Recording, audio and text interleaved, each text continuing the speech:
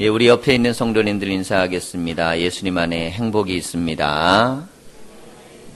예수님 안에 기쁨이 있습니다. 예, 5월이 시작됐습니다. 가정의 달인데 한 번 더 이렇게 축복해 주세요. 귀 가정이 행복하기를 바랍니다. 오늘 이야기는 이 부모들이 아이들을 데리고 예수님에게 만져주심을 바라며 나아왔다 그랬습니다. 이 모든 부모들의 소원은 자식을 낳는 순간부터 자기 생명이 끊어질 때까지 다 똑같이 자기 자식이 잘 되기를 바랍니다. 특별히 내 자식이 잘 되기를 바라는 마음을 다 가지고 있어요. 이 고대에 예수님 주변에 왔었던 그 부모들도 마찬가지로 내 자식이 좀 잘 됐으면 좋겠는데 예수님이 좀 만져주셨으면 좋겠는 거예요. 머리도 좀 쓰다듬어 주고 그리고 대화도 조금 해주고 이런 마음을 가지고 아이들을 데리고 왔다는 거죠. 근데 제자들이 이걸 막았습니다. 예수님이 새벽 미명부터 기도하시고 하루 온종일 힘들고 어렵고 바쁘고 또 분주하고 어른들 상대하는 것도 힘든데 이 어른들 많은 자리에 애들이 와갖고 시끄럽게 하고 귀찮았던 거예요. 그래서 이 아이들 부모들이 못 오도록 막았어요. 근데 예수님이 이 장면을 목격하시고 화를 내셨다는 거죠. 그러면서 아이들이 나에게 오는 걸 막지 마라 그럽니다. 아주 공개적으로 제자들을 망신을 주신 사건입니다.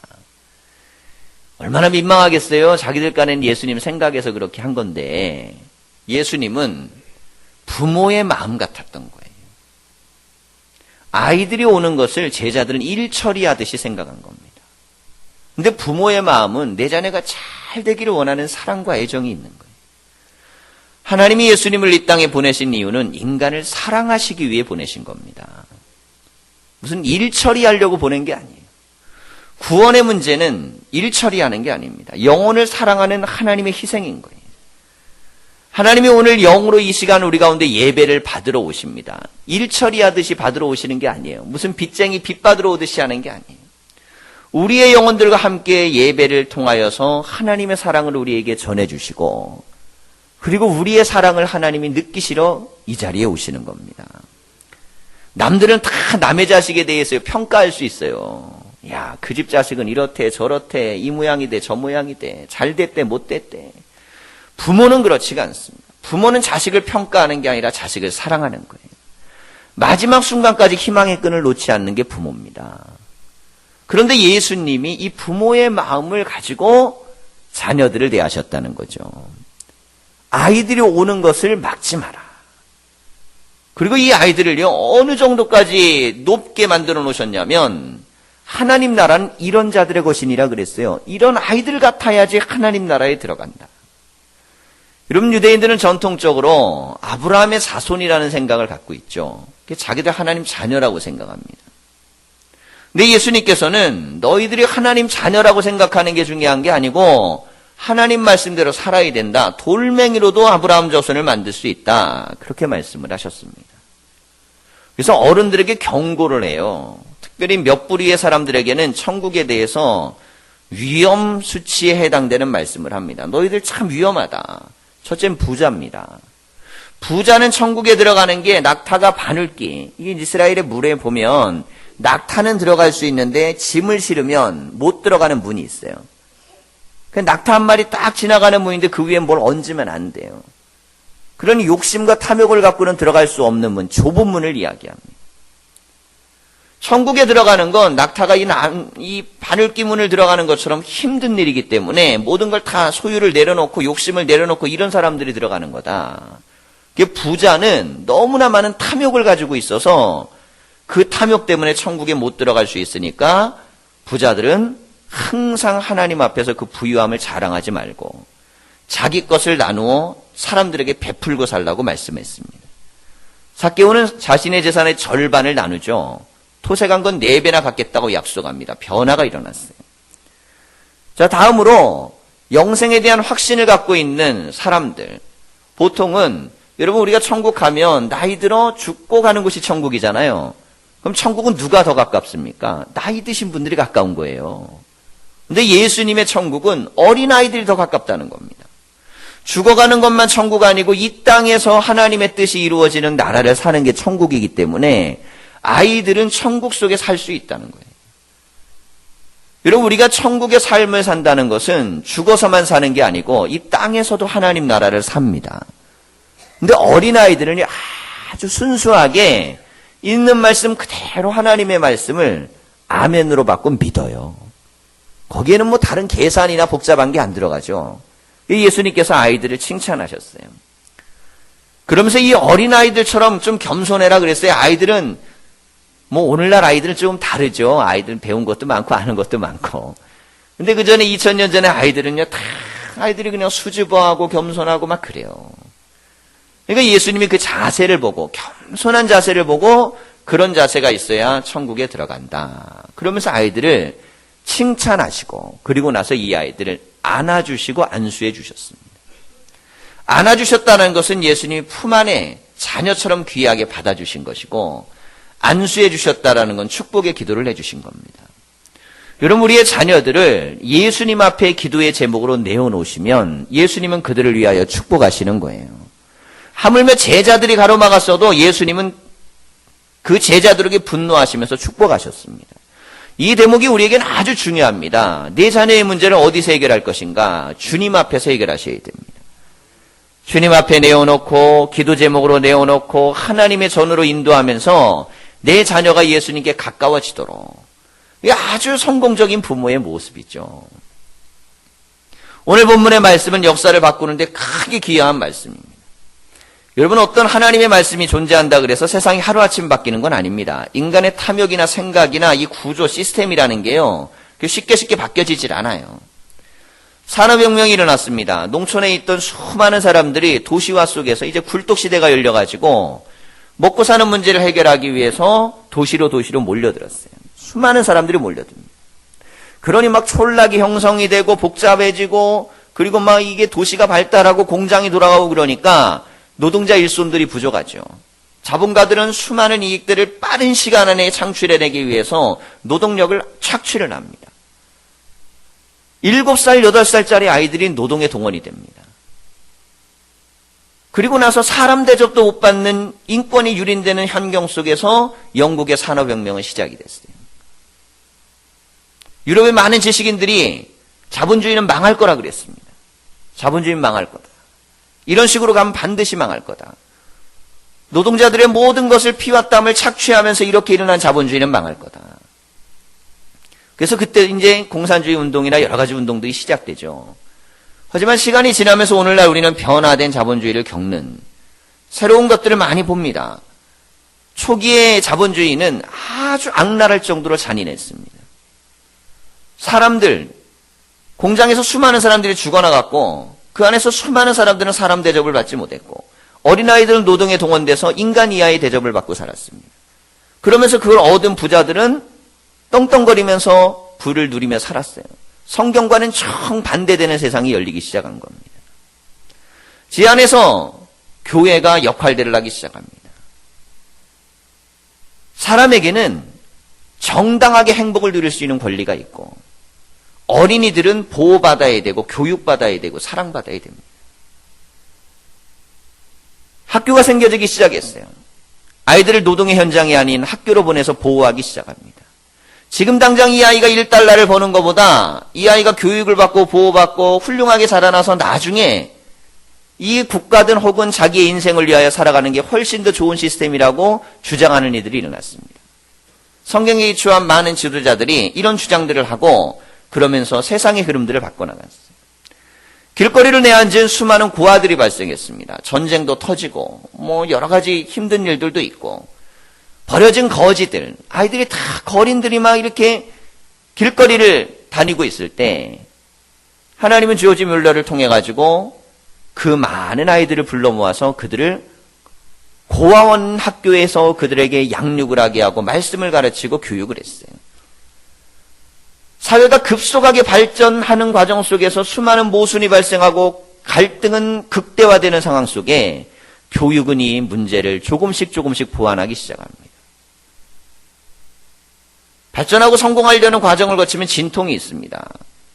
그런데 이 진통의 과정 속에서 이걸 잘 풀어나갈 수 있는 지혜가 있어야 되는데 오늘의 본문의 말씀은 영국 사회를 바꾸는데 중요하게 기여한 역할을 합니다. 예수님께서 어린아이를 소중히 여기고 어른 못지않게 귀하게 여기고 이 아이는 사랑받고 존중받아야 되는 존재로 인정을 하신 거예요. 점점 더 세상은 좋아지기 시작합니다. 노동시간도 이제는 삶을 영위할 수 있을 정도로 단축되고 그리고 복지에 대한 부분도 강화되고 어린이들은 교육의 시스템에 들어오고 이런 발전된 방향으로 갈 수 있도록 하는데 여러 가지 기능이 있었지만 중요한 건 바로 이 성경의 말씀의 가르침. 모든 사람은 하나님 앞에 평등하고 존중받아야 될 존재라는 가치관. 여러분 그 가치관이 있기 때문에 오늘날 우리가 주일날 편안하게 이 자리에서 예배하는 겁니다. 하나님의 말씀이 성취되는 데는 1000년이 걸리고 2000년도 걸립니다. 그러나 말씀은 반드시 이루어집니다. 누군가가 이 말씀을 들고 세상을 바꾸려고 그러고 변화시키려고 하면 그 말씀의 확장성이 세상을 바꿔나가는 거예요. 인간의 탐욕이라는 건 끊임없이 내가 더 많이 갖기를 원합니다. 하지만 하나님께서는 더 많이 함께 나누기를 원하시는 거예요. 인간의 탐욕이라는 건 나는 인정받고 상대방은 버림받기를 원합니다. 어른들은 아이들을 그래서 제재한 거예요. 그런데 예수님은 그렇지 않습니다. 모든 아이들이 소외되지 않도록 어린아이까지 품으신 거예요. 남자와 여자의 평등의 문제, 여러분 남자와 여자가 성경에 보면 하나님께서 만드셨는데 남자 여자를 창조하시고 이렇게 돼 있습니다. 자, 이게 성경의 본문이 두 가지로 창조설을 이야기해요. 하나는 남자의 갈비뼈를 취하여 여자를 만들었다. 이게 남녀가 본질적으로 그만큼 가깝고 밀접하고 귀한 존재란 뜻이에요. 또 하나는 남자와 여자를 창조하셨다는 건 평등하게 지었다는 평등권을 얘기하는 겁니다. 자, 창세기 이미 이 유대인들은 기본적으로 인간에 대한 이해 자체를 처음에 인류를 출발할 때 하나님은 인간을 평등하게 동일하게 만드셨다는 거예요. 존귀하게 만드신 겁니다. 하지만 성경의 말씀처럼 남녀가 평등하게 되는 세상이 아직까지 오지 않았습니다. 여전히 우리 사회에서도 끊임없는 논쟁거리죠. 동일한 능력이 있어도 남자가 더 우대받고 뿐만 아니라 똑같은 일을 해도 모든 봉급이나 모든 것들은 남자가 더 훨씬 우대를 받습니다. 아니, 남자인 제가 이런 설교를 하려니까 좀 그렇긴 하지만 여러분 모 교단에 있는 교단은요 아예 여성 안수를 안 주는 것도 있어요. 여자 목사님들 임명하지 않습니다. 근데 감리교는 나름대로 이 성경에 대한 해석을 의미 있고 진보적으로 하기 때문에 남녀 평등에 대한 개념으로 성경의 말씀을 이해하고 그리고 성경 안에 있는 많은 선지자들 중에 여자 선지자들도 있잖아요. 본문의 근거를 우리의 삶에 더욱더 유리하게 본문을 끌어들여 해석을 하기 때문에 목사 안수도 여성들이 받는 거예요. 여러분 이렇게 생각할 수 있죠. 대한민국에서 남자로 태어난 게 얼마나 힘든데 남자끼리 경쟁하는 것도 힘든데 여자까지 끼어들면 어떡하냐 이런 말을 하는 분들이 있어요. 여러분 모두가 다 함께 경쟁하고 노력해서 더불어 살 수 있는 세상이 좋은 세상이지 누구를 배제한다 그래갖고 나에게 더 많이 남고 떨어지는 거 아닙니다. 그러니 좋은 세상이 되려면 자꾸 평등 세상이 와야 돼요. 자, 성경에 보면 여성에 대한 강력한 이 메시지, 여자가 얼마나 위대한 존재인가를 나타내는 건 부활하신 예수님을 처음 목격한 것이 여인들입니다. 제자들은 다 꽁꽁 숨어버리고 남자들은 비겁하게 다 도망가 있는데 여자들은 생명 걸고 무덤가까지 갔다는 거예요. 여러분 그래서 성경에 있는 말씀이 중요한 이유는 이 본문 한 구절이 인류 역사를 바꾸는데 기여하는 겁니다. 아직도 어떤 종교는 남녀 차별을 극대화시키고 어른과 아이들을 극단화시켜가지고 대비해서 남자와 그리고 어른 중심적 종교를 만들어갑니다. 여자가 구원받으려면 폭탄 테러를 해갖고 자기가 자살해 죽어야 된다고 가르치는 종교도 있어요. 여러분 그러나 성경의 말씀은 어떻습니까? 여인들이나 어린아이들이나 하물며 고아나 과부나 가난한 자들이나 지극히 작은 자 하나, 예수님은 마태복음 25장에서 자기 스스로 밥벌이할 수 없어가지고 길거리에 유리하고 방황하는 거린, 이게 지극히 작은 자예요. 그 사람은 나와 같은 존재다 그랬습니다. 여러분 이거보다 더 위대한 선포가 어디 있겠어요? 안 돼서 문제지 되기만 하면 그건 천국 되는 겁니다. 인간의 욕망이 이걸 자꾸 막아내기 때문이지 말씀대로만 되면 세상은 좋은 세상이 되게 돼 있어요. 여러분 우리가 성경대로 살기만 하면 그 세상은 편한 세상이 되고 행복한 세상이 되는데 사람들은 내 욕망과 욕심을 버려두면 포기하면 무서운 세상이 온다고 착각을 하는 거예요. 남자들이 처음에 상투를 자를 때요. 나라가 망한다 그랬습니다. 어떻게 남자 여자가 겸상을 하냐고 나라가 망한다 그랬어요. 어린아이들이 어디 어른 말에 끼어드냐고 나라가 망한다 그랬습니다. 여러분 그런데 그렇게 망한다고 했던 나라는 우리 역사 반만 년 만에 가장 찬란한 나라가 됐습니다. 사람들은 내 것을 지키기 위해서 다른 사람들의 희망과 가치관에 대해서 깎아내림으로 이걸 지키려고 하지만 여러분 어떻습니까? 예수님은 제자들이 지키려고 했던 걸 무너뜨리셨어요. 아이들이 나에게 오는 걸 막지 마라. 여러분 그래서 교회는요. 모두가 더불어 행복한 세상을 꿈꾸는 곳이 돼야 됩니다. 그래서 기업인이든 노동자들이든 혹은 어른이든 아이든 남자든 여자든 모두가 함께 더불어 살 수 있는 좋은 세상이 열려야 돼요. 우리의 기도는 늘 그런 기도가 돼야 되고 우리의 삶은 그런 삶이 돼야 됩니다. 우리의 자녀들도 다 그렇게 잘 되는 세상이 만들어져야 돼요. 교회가 공헌한 이런 역할 때문에 사회는 점점 더 안정을 찾았고 그리고 이런 것들이 발전하고 성장하는 가운데 오늘날 수백 년의 실험 위에 오늘 우리는 이 자리에 있습니다.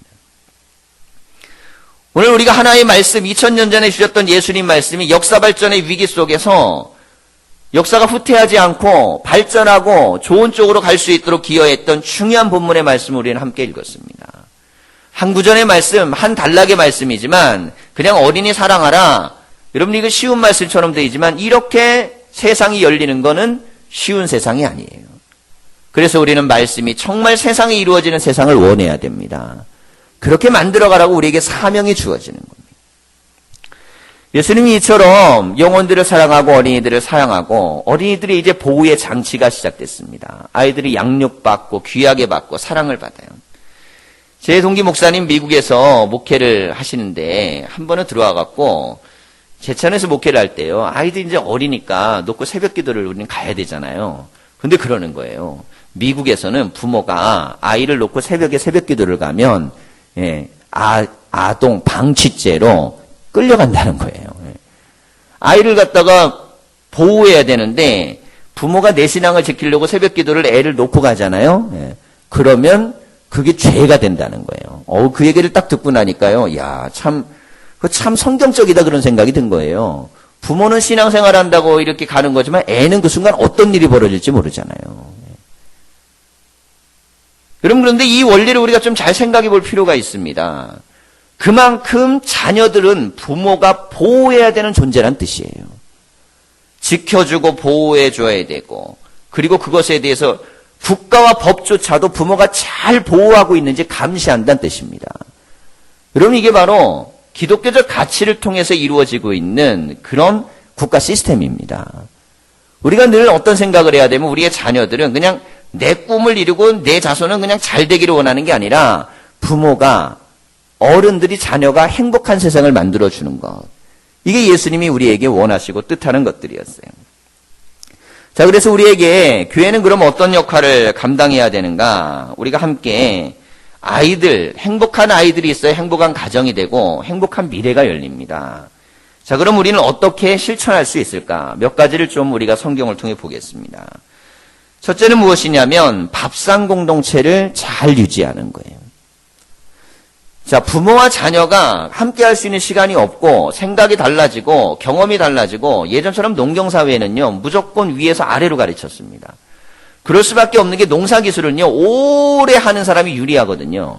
노하우라는 것이 축적돼가지고 아래를 가리키면 그건 못 따라가요. 웬만하면 어른들이 힘 빠져가지고 능력이 없는 이상 위에서부터 다 모든 게 계속 밑으로 전수됩니다.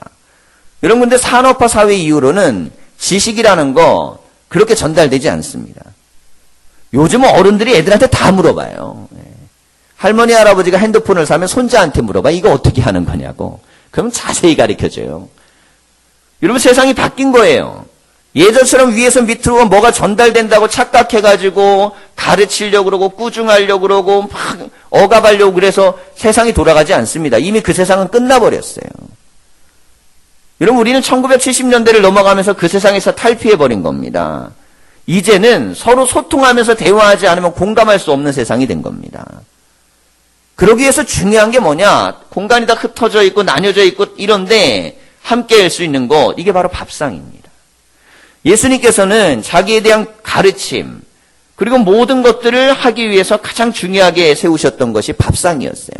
밥 먹는 자리에서 많이 가르치시고 마지막 자신에 대한 죽음의 문제도 밥 먹는 자리에서 가르치셨습니다. 함께 모일 수 있는 자리, 사람을 모이게 만드는 힘이 바로 밥상이에요. 여러분, 사람 배고프면 모이잖아요. 어른이고 애고 다 배고픈 건요 똑같아요. 그러니까 같이 모이는 거예요. 한 자리에 차려진 식탁을 가지고 같이 밥과 반찬을 나눕니다. 자, 동일한 곳에 서로를 바라보면서 함께 행동할 수 있는 것들이 그리 많지가 않아요. 근데 이 밥상이라는 건 사람을 그렇게 하나로 모으는 중요한 역할을 합니다. TV를 보면 아버지는 스포츠 보고, 엄마는 드라마 보고, 애는 만화영화 보고, 이렇게 하고 싶기 때문에 집안에서는 누가 주도권이 있느냐에 따라 갖고 TV 채널의 리모컨이 누구에게 가느냐가 그 집의 힘이에요. 아버지가 힘센 집은 맨날 스포츠만 보고, 엄마가 힘센 집은 맨날 드라마만 봐요. 그리고 애들이 힘센 집은 맨날 만화영화만 봅니다. 그럼 뭐 TV가 한 대인데 어떻게 하겠어요? 생각이 틀려. 좋아하는 것도 틀리고 가치관도 틀려요. 그런데 밥상이라는 건 어떻습니까? 밥상에는 어른 좋아하는 거, 애들 좋아하는 거 다 놓을 수 있습니다. 명절 되면 고향에서 기다리는 어르신들이 밥상을 준비할 때 어떻게 합니까? 하여간 이건 누가 좋아하니까 준비하고, 이건 누가 좋아하니까 준비하고. 그러니까 상다리가 어떻게 돼요? 부러질 만큼 차릴 수밖에 없는 거예요. 그러니까 다 같이 먹어야 되니까. 그만큼 먹는다는 것은 사람을 하나 되게 만드는 중요한 기능을 합니다. 우리가 식사를 하는 문화나 이런 것들도 지금 이제 핵가족 시대가 되고 가정에 대한 많은 것들이 소홀해지기 쉬워요. 할 수 있는 대로 함께 밥 먹는 문화를 만드는 게 중요합니다. 이게 예수님이 쓰셨던 아주 중요한 가정을 만들고 또한 공동체를 만드는 원리였어요. 그래서 이 밥상 공동체, 이 안에서 대화들이 이루어져야 됩니다. 소통이 이루어져야 돼요. 예수님이 식사하면서 대화 나누잖아요. 밥 먹으면서 대화하는 겁니다. 그러면서 우리가 서로와 서로에 대한 이야기를 나눌 수 있는 소통이 이루어져야 돼요. 공감이 돼야 됩니다. 서울대에서 상담을 하시는 의사 선생님이신데, 이게 40대 이후에 남자의 눈물에 대한 이야기를 한번 강연을 하시더라고요. 남자가 40이 넘으면 울고 싶어진다는 거예요. 그런데 이게 이제 한국 남자들은 어려서부터 그렇게 배운다잖아요. 2번 울어라, 2번. 그게 언제 우냐면, 첫째는 부모님 돌아가셨을 때, 혹은 뭐 내가 태어날 때. 그리고 이제 두 번째 우는 게 뭐냐면, 엄마 돌아가셨을 때 울어라 그런다는 거예요. 그래서 아빠는 없대. 엄마 돌아가셨을 때 울어라. 그러니까 남자라는 존재는 울면 안 된다고 배운 거라는 거죠. 그러니까 이게 울면 안 되는데 젊었을 때는 울지 않고 얼마든지 패기 있게 사는데, 나이가 40이 넘어가기 시작하면 그때부터 자꾸 사람 마음이요, 이렇게 감정이, 울고 싶은 감정이 생긴다는 거예요. 자, 그래가지고 이제 부인하고 같이 드라마를 이렇게 좀 보게 되면 TV 채널을 갖다 부인의 주도권이 넘어가잖아요, 나이가 들면. 그러면 이제 스포츠 보다가 부인이 드라마를 같이 보자 그러면 같이 딱 보다가 남자가 갑자기 눈물을 흘린다는 거예요. 그럼 부인이 깜짝 놀라는 거예요. 이 남자가 왜 이렇게 눈물을 흘리나? 그럼 자기도, 눈물을 흘리는 자기도 놀란다는 거예요. 내가 왜 울고 있지? 그래서 상담을 한다는 거예요. 제가 지금 요즘 이상하다고. 내가 평생 이래본 적이 없는데 드라마를 보고 내가 깜짝 놀라니까 내가 울고 있다고 내가. 그분이 이렇게 설명합니다. 40이 넘으면 남자가 이제 드디어 사람이 된다는 거예요. 공감하는 사람. 그래갖고 상대방의 아픔이나 이런 걸 보면 이제 울기 시작한다는 거예요. 그리고 말이 많아지기 시작한다는 거예요. 그런데 남자가요, 이게 말이 막 하고 싶은데 그게 체면이 있고 그러니까 우리나라 사람들은 남자들이 평상시에 안 하라고 언제 말을 하느냐. 이게 한 잔 들어가면 하는 거예요. 그러니까 한 얘기 또 하고 한 얘기 또 하고 한 얘기 또 하고. 이게 왜 그러냐면 말은 하고 싶은데 체면 치레를 정상적인데 못할 것 같으니까. 그러니까 한 얘기 또 하고 한 얘기. 그러다 보면 말하다가 또 우는 분들도 있어요. 근데 술 한잔하고 우는 거는 사람들이 어떻게 생각해요? 술 취해서 그런다고 생각하는 거예요. 근데 알고 보면 이게 뭐냐면 사실은 공감하는 능력입니다. 나도 이제 뭔가 사람들과 느끼고 싶고 공감하고 싶고 말하고 싶고 대화하고 싶고 표현하고 싶고 근데 어느 순간 어른이 돼 있고 남자가 돼 있고 막 이렇게 돼 있으니까 그걸 못하니까 이중적인 생활이 되는 거예요. 멀쩡한 것처럼 보이면서도 괜히 감성이 막 그러고 나면 그러니까 이걸 잘 모르니까 병원에 찾아오는 거예요. 여러분 사실은 세월이 지나 나이를 먹어도 사람은 언제나 현재적으로 똑같은 겁니다. 다 공감하며 살기를 원해요. 어린아이는 태어나면서 부모와 공감하기를 원하고 안아줄 때 행복함을 느낍니다. 아이들은요, 쓰다마주고 사랑해주면요, 그러면 행복하게 느껴요. 사람은 누구나 가다 다 공감하면서 어울리면서 함께하면서 있을 때에 행복감을 느끼는데 근데 어른이 되고 남자가 되고 뭐가 되니까 하지 말라는 게 워낙 많은 거예요. 그중에 뭐냐? 너 말하지 말아라. 너 울지 말아라. 뭐 하지 말아라. 그러니까 함께 공감하고 살아가야 되는데 이걸 못하니까 이게 스트레스가 되고 억압이 되는 거죠. 여러분 우리 성도들은요 공감할 줄 알아야 돼요. 그러니까 술 안 드셔도 드라마 보면 남자분들 우실 줄 아셔야 돼요. 정상이에요. 눈물 난다 그래가지고 이거 큰일 난 거다. 그게 아니고 눈물이 안 나는 게 큰일이에요. 나이가 드는데도 사람의 감성이 생기지 않는다? 그건 위험한 겁니다. 여러분 교회는 기본적으로 신앙이란 하나님의 은혜에 대한 감동, 느낌에서 출발합니다. 하나님이 나를 얼마나 사랑하셨는지를 내가 못 느껴내면 구원을 받을 수가 없어요. 하나님이 십자가 위에서 나를 위하여 죽으셨다는 그 놀라운 사건에 대해서 내가 느낄 때 그때 구원이 이루어지는 겁니다. 그때 믿음이라는 게 발생하는 거예요. 그래서 이렇게 생각하지 마세요. 나 요즘 약해진가 봐. 약해진 게 아닙니다. 이제 드디어 사람들하고 공감하는 거예요. 느끼는 거예요. 그전까지는 마음이 강해갖고 웬만한 거 갖고는 내가 웬만한 거 갖고는 요동치 않았는데 웬만한 걸 요동치 않은 게 훌륭한 게 아니고 모든 세세한 것도 함께 느낄 줄 아는 게 좋은 겁니다. 그래서 공감의 능력, 이 능력을 갖기 위해서 밥 먹는 자리, 대화하는 자리, 함께 서로 대화하고 얘기 나누고 이렇게 하는 것들을 우리는 귀하게 여기고 그런 것들을 몸에 자꾸 습관화시키셔야 돼요. 예수님은 공감의 능력이 뛰어나셨습니다. 병자를 볼 때는 병자처럼 아파했고 귀신 들린 자를 당할 땐 그 고통을 느끼는 마음으로 쫓아내 주셨고 여인이 만약에 홀로 외로워 사마리아 우물가에 와갖고 막 대낮의 시간에 그렇게 있을 땐 그 여인의 아픔을 이해하면서 대화를 하셨어요.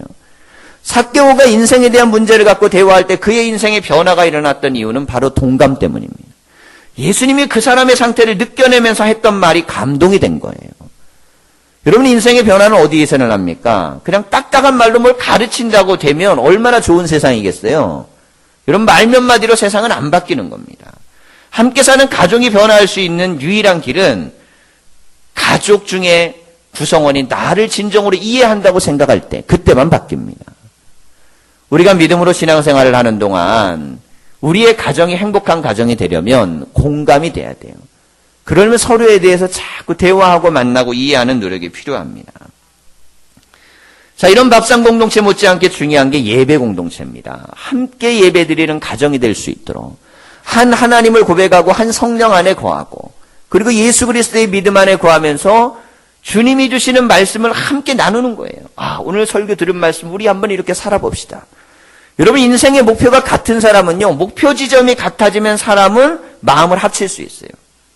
결혼을 앞두고 있는 남녀는요. 굉장히 그 마음에 있어서 목표 지점이 짧은 기간 안에 공통되기 때문에요. 그렇기 때문에 서로에 대한 의견을 조절하고 만들어가는 것들이 훨씬 수월합니다.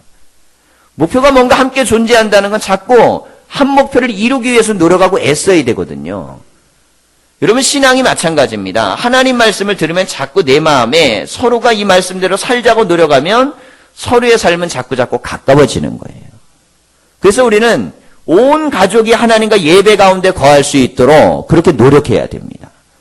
자, 우리가 이제 워낙 한 개인, 하나님과 나와의 개인을 강조하는 회심주의적 신학이 강한 개신교 전통이 강하지만 본질적으로 성경은 공동체입니다. 3대가 함께 예배드리고 공동체가 함께 예배하고 하나님의 말씀을 같이 묵상하고 아버지하고 아들하고 그리고 가족끼리 함께 이 개념이 아주 예배에서 중요해요. 우리가 예배를 함께 드린다는 것. 그래서 우리는 여러분 40일 저녁 기도회할 때는요. 온 가족들이 다 옵니다. 어린아이까지 갓난아이까지 다 와서 뛰어놀아요. 공감입니다. 그 안에서 영적인 은혜들을 함께 하는 거예요. 그렇게 함께 할 때의 영성도 함께 서로가 모아지는 겁니다. 눈높이를 맞춰갖고 세대 간 교육하라는 것도 좋은 것이지만 중요한 건 그것만 갖고는 단절이 올 수 있어요. 그러니 우리는 특별히 자녀들 1년에 몇 차례나 함께 와서 어른들하고 예배를 드립니다. 우리 교회에서 신앙훈련을 한 아이들은 중고등학교 올라갈 때 예배가 어색해서 떨어져 나가는 경우는 없어요. 근데 다른 교회는 그런 경우가 많습니다. 어린이 예배 드리다 어른 예배 드리면 그때부터는 이 예배가 너무 힘들고 어려운 거예요. 6년 동안 완전히 몸에 배있는 습관이 있어가지고. 여러분 예배 공동체도 자꾸 서로 어울려질 수 있는 공동체를 만들어야 됩니다. 그냥 아이들이 어른들 예배하는 자리에 있을 때, 왜냐면 시간은 어른으로 흘러가잖아요. 결국 아이들은 어른 예배를 드려야 되고 함께 그 말씀 가운데 거해야 됩니다. 이 훈련이 잘 되어지면 가정이 훨씬 더 행복하고 은혜로운 가정이 될 수 있어요. 자, 끝으로는 놀이 공동체입니다. 잘 놀아야 돼요. 잘 노는 것. 자, 우리는 이런 말 많이 하잖아요. 야, 놀지 말고 공부해. 근데 여러분, 놀이는 훌륭한 공부입니다. 놀이 자체가 공부예요. 놀이라는 것은 서로에게서 함께 공동체에 훈련을 하는 과정입니다. 그래서 아이들끼리 노는 거 보면요. 우리 애들 쉬는 시간 주면 공부하면 막 딱지치기 하고 그러거든요. 그 옛날에 딱지치기가 진화해가지고 오늘날은 딱지를 팔아요. 예. 그래갖고 애들이 돈 주고 사갖고 딱지치기를 해요. 원리는 똑같이 딱지치기인데 제가 보면 딱지치기가 아주 기가 막힌 이 공동체에 대한 원리를 갖고 있어요. 우선 힘센 애가 훨씬 유리합니다. 팔 힘이 좋으니까. 예. 자, 그리고 이게 하다 보면요. 다 모여갖고 하다 보면 뺏기기 싫으니까 또 열심히 연습해갖고 다음에 또 따라와요. 경쟁심도 나름대로 갖게 하고. 그리고 여기에서는 또 룰이 안 맞으면 지들끼리 막 싸워요. 막 소리가 지르고 막 싸워요. 그럼 싸우면 또 그 안에서 또 조율을 할 애가 있어요. 그럼 지들끼리 다 또 평정이 되면 또 다 해결해요. 자그마한 사회지만 그 안에서 여러 가지를 경험합니다. 아이들은 놀이를 통해 그 안에서 사회를 경험하고 사회성을 통해 갖고 성장하는 거예요. 그래서 인생에 있어서 가장 비극적인 어른은 어떤 어른인가? 잘 못 놀면서 어른이 된 아이들이에요. 그러니까 아이 때 잘 못 논 사람이 어른 되잖아요. 그럼 공동체 생활 굉장히 어렵습니다. 그럼 노는 것이 사회생활 하는데 얼마나 중요한지 몰라요. 근데 중요한 건 잘 놀아야 돼요. 잘못되게 놀면 탈선하고 인생이 잘못된 길로 가는 겁니다. 놀이 자체를 잘만 놀아주면 그것이 사회생활도 할 수 있고 건전해지고 훌륭하게 대인관계, 인격관계를 맺어요. 그래서 놀이를 갖다가 무시하는 처사로 가면 그 아이의 공동체성을 파괴하는 겁니다. 잘 놀게 해줘야 돼요. 자꾸 어울리게 하고 한두 명이라도 더 어울리게 하고 더 많이 어울리게 하고 단 건전하게 어울릴 수 있도록 어른들은 그 보호장치를 갖고 있어야 돼요. 왜냐하면 아이들의 놀이가 잘못된 곳으로 간다든지 문제가 있는 곳으로 가면 그것 때문에 아이들은 파괴될 수 있습니다. 그래서 좋은 놀이, 건전한 놀이, 이런 놀이 가운데 거할 수 있도록 교회가 보호장치를 가져야 돼요. 우리가 공부방 하면 아이들이요, 수업하고 쉬는 시간 있거든 마음껏 뛰어놉니다. 그런데 아이들이 어른들이 옆에 있는 걸 알기 때문에요, 말 같은 것도 조심하고요, 행동의 모든 것들도 다 규격적으로 해요. 그냥 지들끼리 있으면 막 육두문자 나오고 막 소리치고 그럴 텐데, 그래도 주변에 어른들이 있는 걸 알아갖고 참 세련되게 잘 놀아요. 애들도 다 합니다. 그래서 아이들의 놀이가 이 어른들의 보호와 또 관찰 속에 잘 될 수 있도록 도와야 돼요. 교회는 애들이 마음껏 뛰어노는 곳이 돼야 됩니다. 교회는 단순히 와서 예배만 드리는 게 아니고 밥상도 함께 나누고 예배도 함께 드리고 뛰어노는 것도 함께 뛰어놀고 그렇게 함께 할 수 있는 공간이 될 때 신앙이 전적으로 함께 동반해서 올라가는 거예요. 또한 마지막으로 우리 아이들에게 중요한 건 보호의 기능입니다. 제가 이제 지금 몇 분을 말씀드릴 텐데 이 아이들이요, 대한민국에 있는 모든 아이들에게 가장 큰 영향력을 미치는 어른들 이름을 제가 말씀드릴 거예요. 도대체 누군지 한번 이름을 들어봤는지 생각을 좀 해보세요. 이미경, 김정주, 김범수, 송병준, 박지영, 임지훈. 아, 이거 뭐 국회의원 이름 같기도 하고 가수 이름 같기도 하고. 예, 특별히 아시겠어요? 예. 어떤 존재들일까요? 가수들일까요? 예. 아니면 뭐 선생님들일까요? 예. 근데 이 아이들은 이분들의 이름을 몰라요. 하지만 이분들의 영향을 가장 많이 받고 삽니다. 자, 이분들이 누구냐면 대한민국 유수의 게임 업체 대표들이에요. 게임 산업을 이끄는 대표 이름들입니다. 자, 그런데 우리가 공부방 처음 시작할 때 이 공방 공부해야 되는 이유에 대한 이야기를 하면서 우리 집사님이 이걸 조사해 오셔갖고 설명을 한번 했어요. 게임 업체를 만든 분들은 게임을 했을까? 이게 질문이었습니다. 자, 그래가지고 이분들의 학력을 조사한 이야기를 했어요. 넷마블의 임미경 대표 서울대 나와서 하버드대 석사했습니다. 넥슨의 김정주 대표 서울대 나와서 카이스트 석사했습니다. 카카오 김범수 대표 서울대 나와서 석사 박사 서울대에서 했습니다. 게임빌 송병준 대표 서울대 나와서 석박사 서울대에서 했습니다. 컴투스 박지영 대표 고려대 나왔고, 애니팡 많이 하죠. 애니팡 개발자 임지훈 대표 카이스트 출신입니다. 그들은 어렸을 때 게임 안 한 사람들입니다. 그거 게임 3-4시간 해갖고 이 대학 들어갈 수 있겠어요? 그거 불가능한 거예요.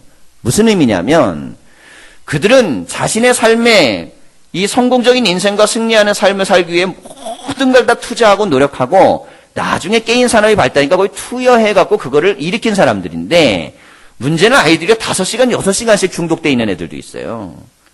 우리가 공부방을 시작하게 된 중요한 계기 중에 하나도 게임을 막아내기 위해서.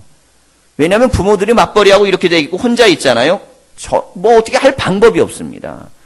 이게 1-2시간 해갖고 몸에 배버리면 사람의 뇌라는 건 단순한 걸 계속 반복하게 되면 이 머리가 나빠지기 시작합니다. 어리석어지기 시작해요. 창조성이 사라지기 시작하고 그리고 뭔가 새로운 것들을 갖고 내가 노력해갖고 하려고 하는 것들이 약해져요.